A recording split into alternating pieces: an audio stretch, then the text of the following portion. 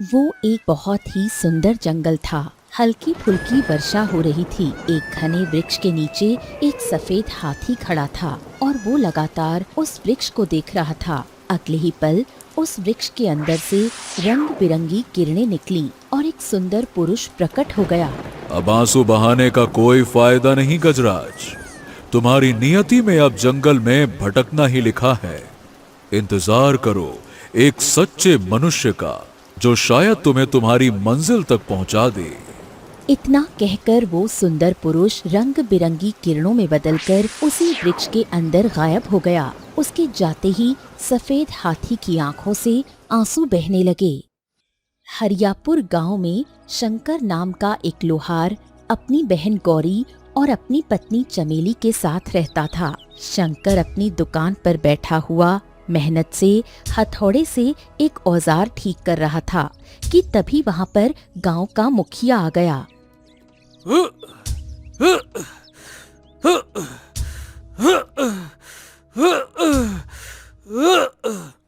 अरे अरे अरे अरे भाई, जरा संभाल कर काम कर। बहुत देर से देख रहा हूं, लगातार दे दनादन हथौड़े पे हथौड़े मारे जा रहा है। मुझे डर लग रहा है कि कहीं हथौड़ा तेरे हाथ पैर पर न चल जाए। वैसे भी तेरा ध्यान कहीं और लगा हुआ है। शंकर ने हथौड़ा चलाना बंद कर दिया और निराश आंखों से मुखिया की ओर देखने लगा। हाँ, अब आपको क्या बताऊं मुखिया जी। आप तो जानते हैं मेरे घर की आर्थिक स्थिति कितनी खराब है और ऊपर से मेरे ऊपर जवान बहन की जिम्मेदारी है। समझ नहीं आता कि उसके हाथ पीले कैसे करूं। हाँ।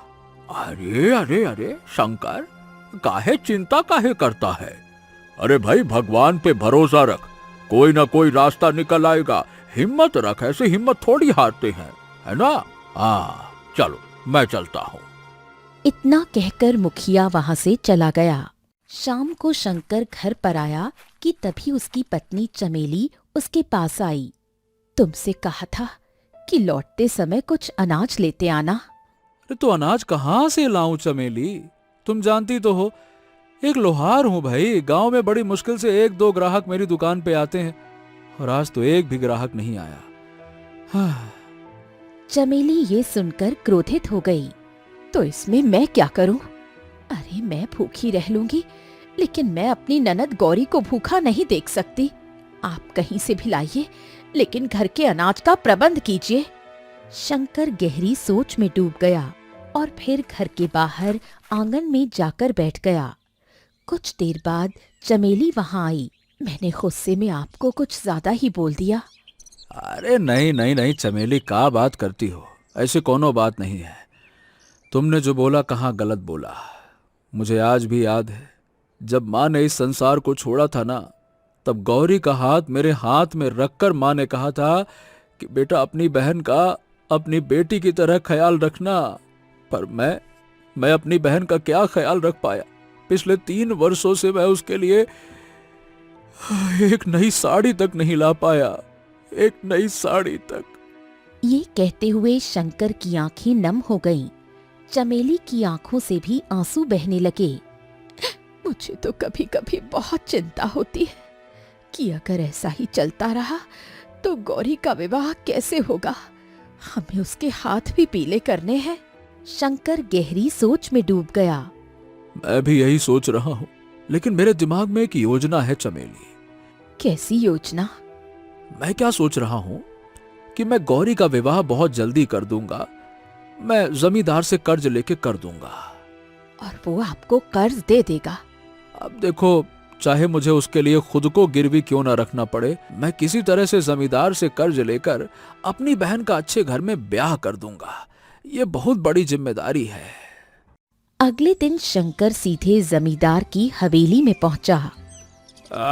56, 57, अरे शंकर, ओ हो, तुम हमारी हवेली में, भैया कमाल हो गया। क्या बात है? शंकर ने जमींदार की ओर देखा। नमस्कार जमींदार जी। जमींदार जी, मुझे कुछ कर्ज की आवश्यकता है। हाँ हाँ, बताओ भैया, कितना कर्ज चाहिए, बताओ। शंकर ने नीची नजर करके जमींदार की ओर देखा। मुझे मुझे 10 सोने के सिक्के के रूप में कर्ज चाहिए। ये सुनकर जमींदार चौंक गया। हैं 10 सोने के सिक्के? ये शंकर, जितना कर्ज तू मांग रहा है ना, उतने में एक बेटी की शादी आराम से हो जाती है। हाँ, बिल्कुल सही कह रहे हैं जमींदार जी। मैं ये कर्ज अपनी बहन की शादी के लिए ही मांग रहा हूँ। क्या है कि मुझे जल्द से जल्द उसके हाथ पीले करने हैं। अब मैं अपना घर भी गिरवी रखने के लिए तैयार हूँ। मैं सब कुछ करूंगा, आप बस कर्ज दे दीजिए। क्या बात है भाई, क्या तू सच में अपना घर गिरवी रखने के लिए तैयार है? हाँ, अगर मैं ये कर्ज नहीं चुका पाया तो आप मेरा घर छीन लीजिएगा। जमींदार ने शंकर को गहरी नजरों से देखा।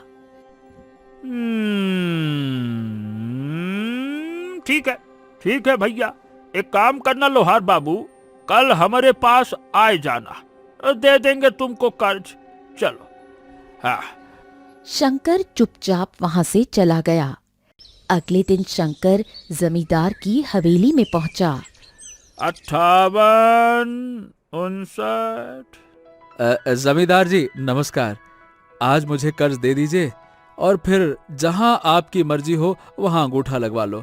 बस कर्ज दे दीजिए। जमींदार ने शंकर की ओर देखा। शंकर, देखो भाई, मेरे पास एक उपाय है जिससे तेरी बहन का विवाह भी हो जाएगा और तुझे अपना घर भी गिरवी नहीं रखना पड़ेगा। ये सुनकर शंकर चौंक गया। क्या? अगर ऐसी बात है तो मुझे तुरंत बताइए ना, क्या उपाय है? हाँ, उपाय ये है कि तू अपनी बहन गौरी की शादी मुझसे करवा दे। मैं गौरी को काफी समय से पसंद करता हूँ। हाँ। ये सुनकर शंकर क्रोधित हो गया। ये क्या बकवास कर रहे हो जमींदार? तुम्हारा दिमाग तो ठीक है? अरे तो मैंने क्या गलत बात कह दी? मैं शादी करने की ही तो बात कह रहा हूँ ना। वैसे भी तू अपनी बहन की शादी कहीं ना कहीं तो करेगा ना, हवा में थोड़ी छोड़ देगा। तो मुझसे करने में क्या बुराई है? बुराई? अरे सबसे बड़ी बुराई यह है कि अपनी और मेरी बहन की उम्र का फासला देखो। और ये उम्र का फासला मेरी दौलत कम कर देगी, इसमें कौन सी बड़ी बात है? देखो भैया, मैं इस गांव का सबसे धनवान व्यक्ति हूँ। क्या तू नहीं चाहता कि तेरी अपनी बहन अपना सारा जीवन ऐशो आराम एकदम रानी बन के बिताए? हैं? नहीं नहीं नहीं, क्या बात करते हो जमींदार? तुमसे विवाह करके मैं अपनी बहन का जीवन तबाह नहीं कर सकता। इससे अच्छा मेरे घर में बैठी रहे। मुझे कोई दूसरा तरीका ढूंढना होगा। ये ठीक बात नहीं है। जमींदार ये सुनकर क्रोधित हो गया। अरे ठीक बात नहीं। एक तो उपाय बता रहा हूँ, ऊपर से कह रहा है ठीक उपाय नहीं है। तो जाकर कहीं और कर्ज मांग। नहीं तो मैं भी देखता हूँ कि इस गांव या फिर दूसरे गांव में कौन तुझे कर्ज देता है। बात करता है उमर, ससुर का नाती नहीं तो। शंकर क्रोधित होकर वहां से निकल गया। शंकर घर पहुंचा और उसने सारी घटना अपनी पत्नी को बताई। अब क्या होगा? चिंता मत करो चमेली। लोहार के काम में भले ही मेरी आमदनी कम होती है, लेकिन मैंने देखा है कि लकड़हारे बड़ा अच्छा कमाते हैं।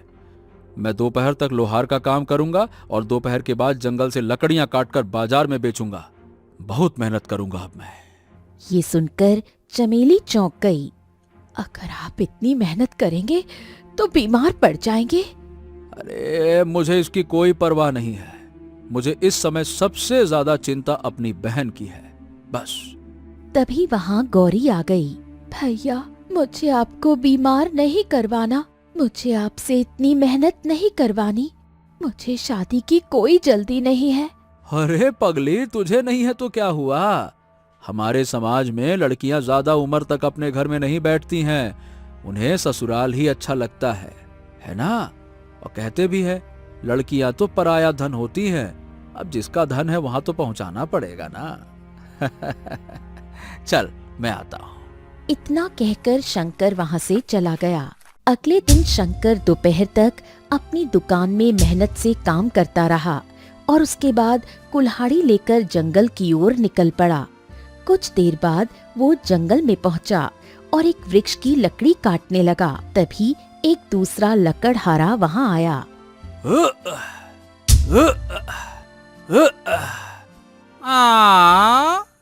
क्या शंकर? ए भाई, तुम तो हमारा काम कर रहे हो, लकड़हारे का काम। हाँ, ऐसा है भैया कि जंगल है सबका। अब क्या तुम्हारा इस जंगल पे नाम लिखा है क्या? अरे मेरा मैं तो इसलिए कह रहा था कि तुम लोहार हो ना, अचानक से लकड़हारा कैसे बन गए भाई? अरे मजबूरी मनुष्य को पता नहीं क्या से क्या बना देती है। मैं तो लकड़हारा ही बना हूँ। दूसरा लकड़हारा चुपचाप वहां से चला गया। कुछ देर बाद शंकर ने लकड़ियों का गट्ठर तैयार किया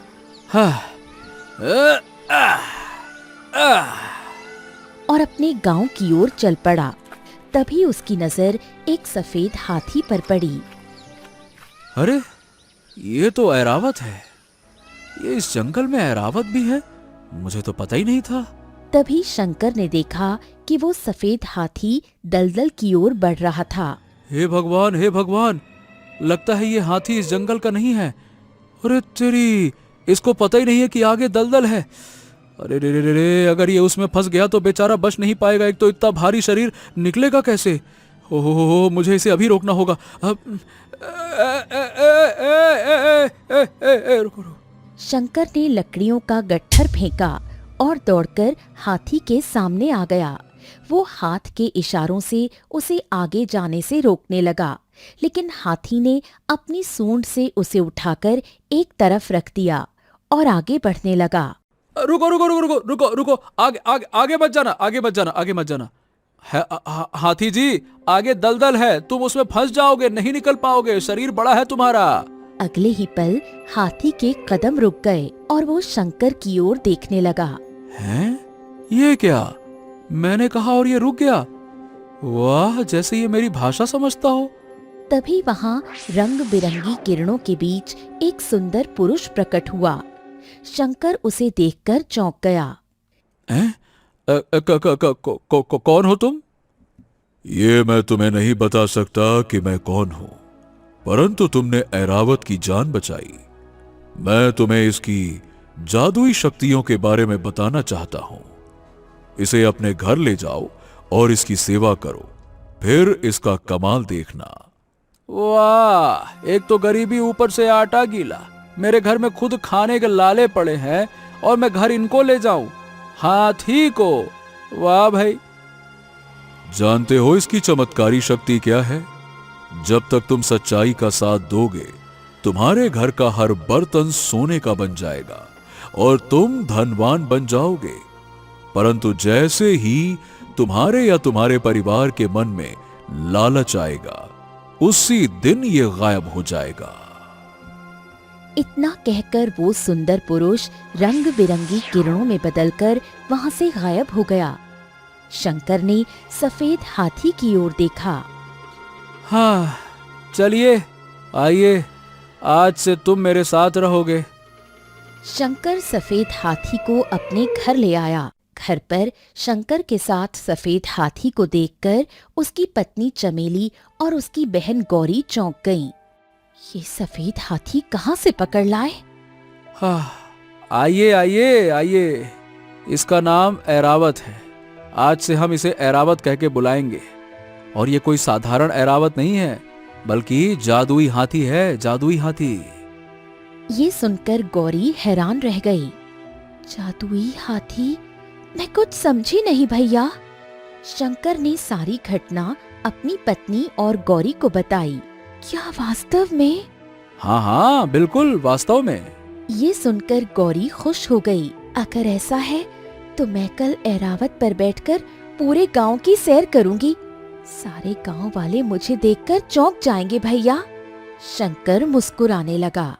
अगले दिन गौरी ऐरावत की पीठ पर बैठ गई और शंकर उसे लेकर पूरे गांव में घूमने लगा। चलो मेरे दोस्त, आज मेरी बहन को पूरा गांव घुमा दो। चलो। सारे गांव वाले आश्चर्यचकित होकर उन्हें देखने लगे। उसी समय वहां से जमींदार गुजर रहा था। शंकर के साथ सफेद हाथी को देखकर वो चौंक गया। अरे ये शंकर, ये सफेद हाथी कहाँ से पकड़ लाए रे? ओ, जरा तमीज से बात कीजिए जमींदार जी। ये सफेद हाथी नहीं, इसका नाम ऐरावत है, ऐरावत। जमींदार हंसने लगा। हैं? अरे जो भी नाम हो इसका, लेकिन ये बताओ कि तुम इसको कहां से लेकर आए हो?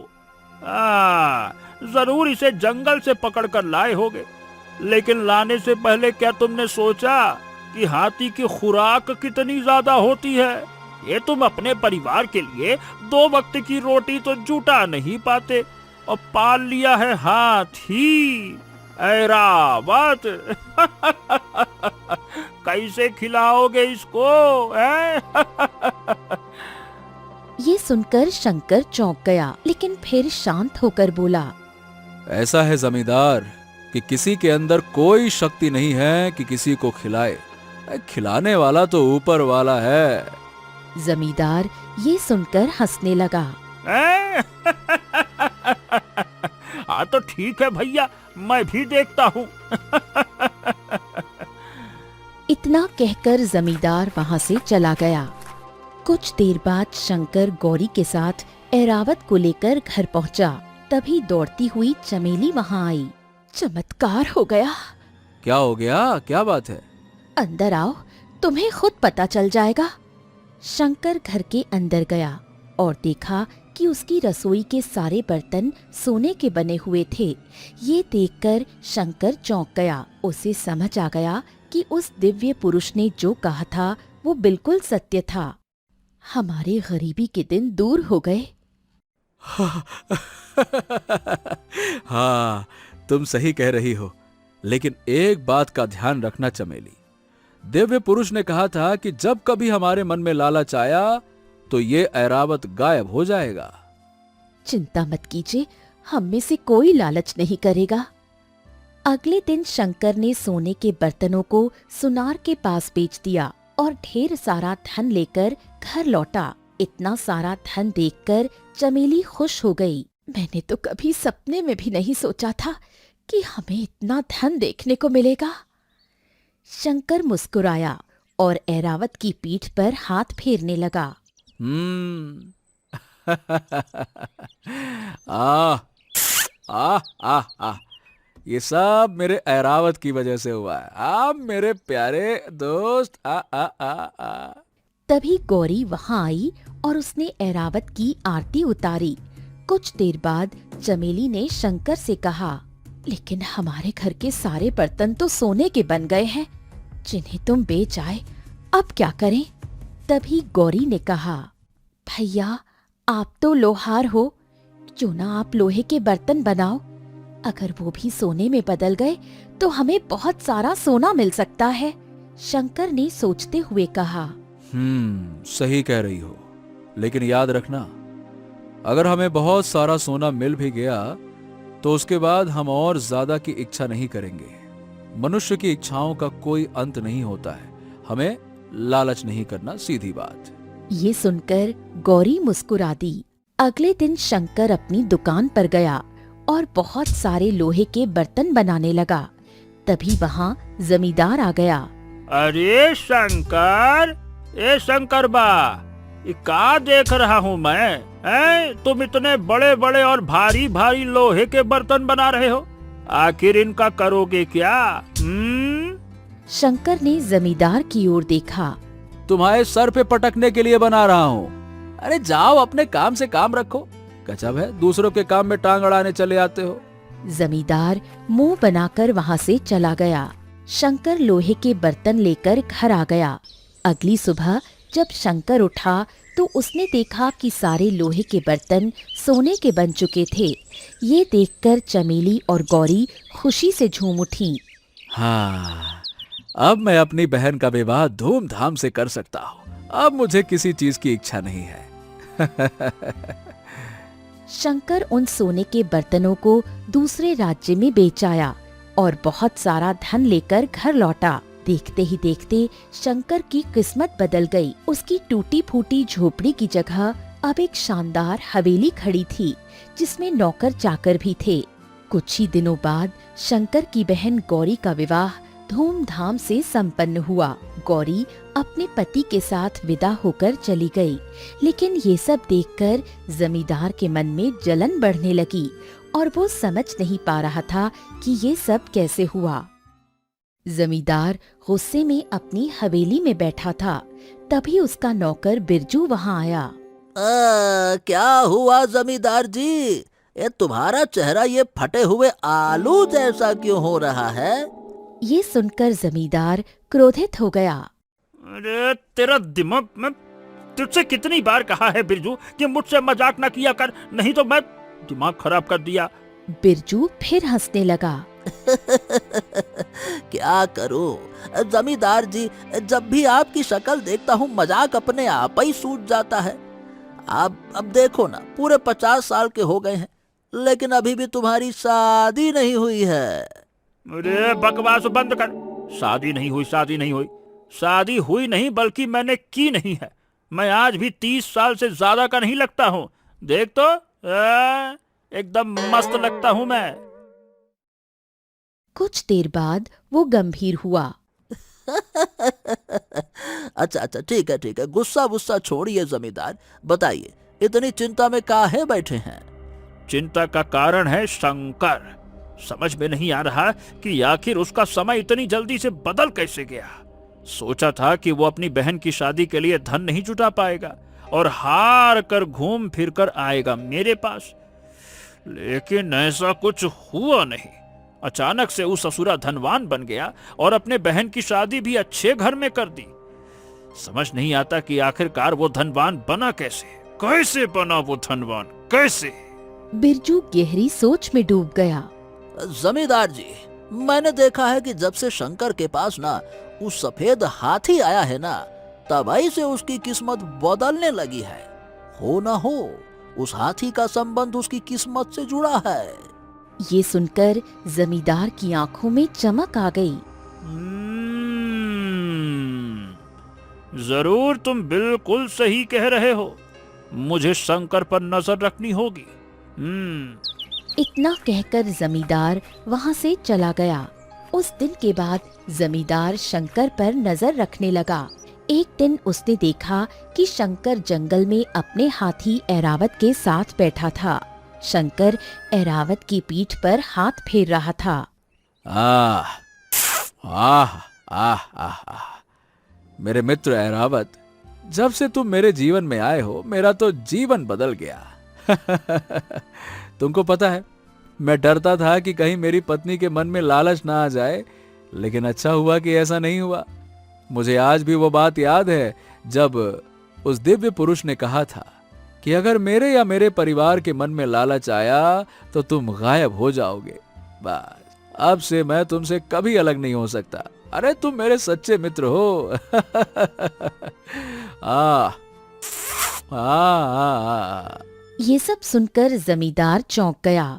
अच्छा, तो ये ससुरा सफेद ऐरावत किसी दिव्य शक्ति का वरदान है, और अगर इसके या इसके परिवार के मन में लालच आया तो ये गायब हो जाएगा।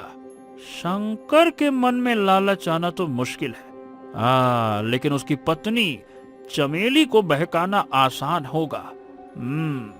ये सोचकर जमींदार वहाँ से चला गया। जमींदार सीधे शंकर की हवेली पहुँचा, जहाँ चमेली बैठी थी। चमेली ने जमींदार को देखा और चौंक गई। अरे जमींदार, तुम मेरी हवेली में? अरे चमेली, अब तुम भी देखो मेरी बराबरी की हो गई हो। देखा जाए तो तुम इस गांव की ठाकुराइन हो गई हो। ये सुनकर चमेली हैरान रह गई। ये कैसी बातें कर रहे हैं आप? अरे बिल्कुल सही तो कह रहा हूँ। देखो, जब मनुष्य के पास धन आ जाता है तो उसे सत्ता की भी जरूरत होती है। अब देखो, गांव वाले मुझे देखकर सिर झुका लेते हैं, लेकिन तुम्हें देखकर बस मुस्कुराकर निकल जाते हैं। बस। चमेली ये सुनकर सोच में पड़ गई। मैं इतनी भी धनवान नहीं हूँ, तुम हमसे ज्यादा धनवान हो। तुम्हारे पास आधे गांव के खेत हैं, मेरे पास तो बस थोड़ा सा धन और ये हवेली है। अब देखो, मुझे नहीं पता कि तुम्हारे पास इतना धन कहाँ से आया, लेकिन हाँ, मुझे विश्वास है कि जरूर तुम्हारे पति के पास कोई बड़ा व्यापार है या कोई चमत्कारी चीज है। अब देखो भाई, मैं तो इतना कहना चाहता हूं कि अगर तुम्हारे पास कुछ ऐसा है तो तुम मुझसे भी ज्यादा धन कमा सकती हो। इस गांव के खेत और बहुत सारी चीजों को खरीद सकती हो, लोगों को कर्ज दे सकती हो, उनसे ब्याज लो और उन्हें अपना गुलाम बना लो। फिर देखना, सारे गांव वाले तुम्हारे सम्मान में अपनी गर्दन झुका देंगे। सम्मान उसी का होता है जिसके पास सबसे ज्यादा धन होता है। तुम भी हमारी बराबरी में बैठ तो सकती हो। क्या देख क्या रही हो, बताओ, बैठना चाहती हो हमारी बराबरी में, हैं? बताओ। ये सुनकर चमेली की आंखों में चमक आ गई। मेरा काम तो हो गया। जमींदार हाथ जोड़कर वहां से चला गया। शाम को शंकर एरावत को लेकर घर लौटा। मैं चाहती हूँ कि आप फिर से लोहार की दुकान खोलें और बहुत बड़े बड़े लोहे के बर्तन बनाते रहें, इतने बर्तन कि हमारी हवेली भर जाए। ये सुनकर शंकर चौंक गया। क्या ये कैसी बातें कर रही हो तुम चमेली? इतने सारे बर्तन बनवाकर तुम करोगी क्या हैं? उन सारे बर्तनों को सोना बना दूंगी। जब वो सोने के बन जाएंगे तो उन्हें बेच देना। फिर हमारे पास इतना धन होगा कि हम पूरे गांव के खेत खरीद लेंगे और उस जमींदार की हैसियत भी हमारे सामने कुछ नहीं रहेगी। ये सुनकर शंकर स्तब्ध रह गया। चमेली, ये आज तुमको हो क्या गया है? तुम्हारा दिमाग तो ठीक है ना? अब मैं सिर्फ धनवान नहीं, इस गांव की सत्ता भी चाहती हूँ। मैं अब साधारण जीवन नहीं जीना चाहती। ए चमेली, ये लालच है, लालच। और मैंने तुमसे कहा था ना कि लालच मत करना। बकवास मत करो, मुझे कुछ नहीं पता। शंकर ने बहुत समझाने की कोशिश की, लेकिन चमेली अपनी जिद पर अड़ी रही। आखिरकार शंकर अपनी दुकान पर गया और रात भर मेहनत करके बहुत सारे लोहे के बर्तन बना लाया। अगली सुबह जब चमेली उठी तो उसने देखा कि एक भी बर्तन सोने का नहीं बना था। ये क्या, पहले तो बर्तन सोने के बन जाते थे, अब एक भी बर्तन सोने का क्यों नहीं बना? तभी रंग बिरंगी किरणों के बीच एरावत अचानक गायब हो गया। ये देखकर शंकर की आंखों में आंसू आ गए। दिव्य पुरुष ने कहा था, अगर लालच करोगे तो एरावत गायब हो जाएगा। तुम्हारी वजह से मेरा मित्र चला गया। ये सुनकर चमेली को अपनी गलती का एहसास हुआ। हे भगवान, मुझसे ये कैसा पाप हो गया। काश मैं जमींदार की बातों में नहीं आती। तभी वहां जमींदार आ गया। चमेली, मुझे ऐरावत का रहस्य पता चल गया था। कल मैंने शंकर को उससे बात करते हुए सुना था। मैं जानता था कि शंकर के मन में लालच नहीं आएगा, लेकिन तुम्हें बहकाना आसान था और मेरी चाल काम कर गई। अब तुम मुझसे आगे नहीं बढ़ पाओगे और ये मेरा बदला है। तुमने मेरी शादी अपनी बहन से नहीं कराई ना, अब जीवन भर उस ऐरावत को याद करते रहो।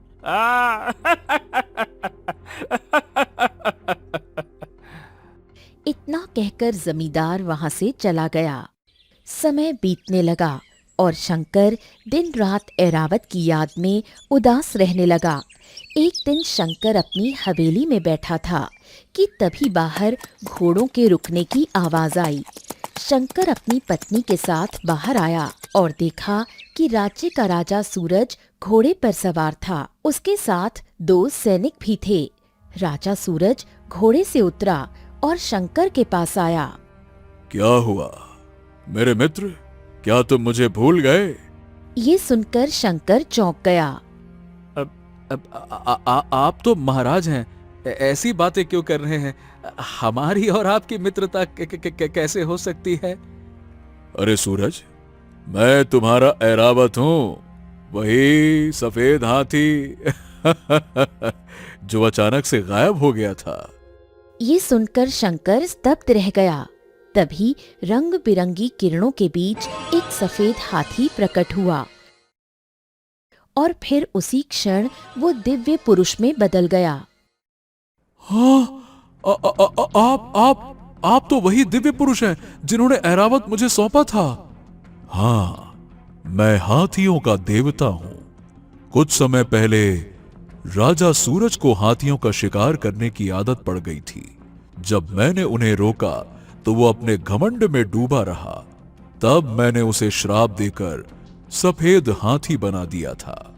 दिव्य पुरुष आगे कहने लगा, मैंने उससे कहा था कि जब कोई सच्चा मनुष्य तुम्हें अपनाएगा और तेरे कारण उसका जीवन बदलेगा, लेकिन अगर वो या उसका परिवार लालच करेगा तो तू वापस अपने असली रूप में आ पाएगा। राजा सूरज हाथ जोड़कर खड़ा हो गया। अब मुझे क्षमा कर दीजिए। अब मैं कभी वन्य जीवों का शिकार नहीं करूंगा। क्षमा कर दीजिए, मुझे क्षमा कर दीजिए। दिव्य पुरुष मुस्कुराया और रंग बिरंगी किरणों में विलीन हो गया। चमेली ने राजा सूरज के सामने हाथ जोड़ दिए। मुझे क्षमा कर दीजिए महाराज। नहीं नहीं नहीं नहीं, जो हुआ अच्छे के लिए हुआ। अगर जमींदार तुम्हें नहीं भड़काता तो तुम्हारे मन में लालच नहीं आता और मैं फिर हमेशा हाथी ही बना रहता। अरे तुम्हारी वजह से ही मैं मुक्त हुआ हूं। जो हुआ अच्छा हुआ। ये सुनकर चमेली की आंखों में संतोष आ गया। राजा सूरज ने शंकर को बहुत सारा धन दिया। चलो अब मैं चलता हूं। मेरे मित्र, हमारी मित्रता हमेशा बनी रहेगी।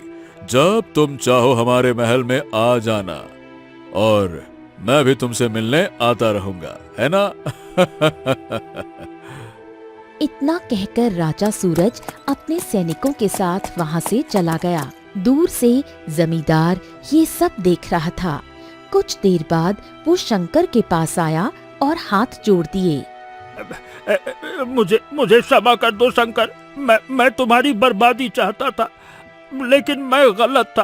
तुमने सही कहा था कि मनुष्य के हाथ में कुछ नहीं होता। देने वाला तो ऊपर वाला है, और जब वो देता है तो कोई उसे छीन नहीं सकता, कोई नहीं। शंकर मुस्कुराया।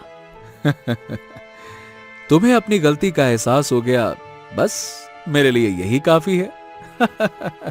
जमींदार वहां से चला गया। शंकर अपनी पत्नी चमेली के साथ हवेली में लौट आया। समय के साथ शंकर का जीवन फिर से खुशियों से भर गया। उसने समझ लिया था कि सच्ची संपत्ति धन नहीं बल्कि संतोष और सच्चाई होती है, और ये भी कि लालच इंसान से उसका सबसे कीमती दोस्त छीन लेता है।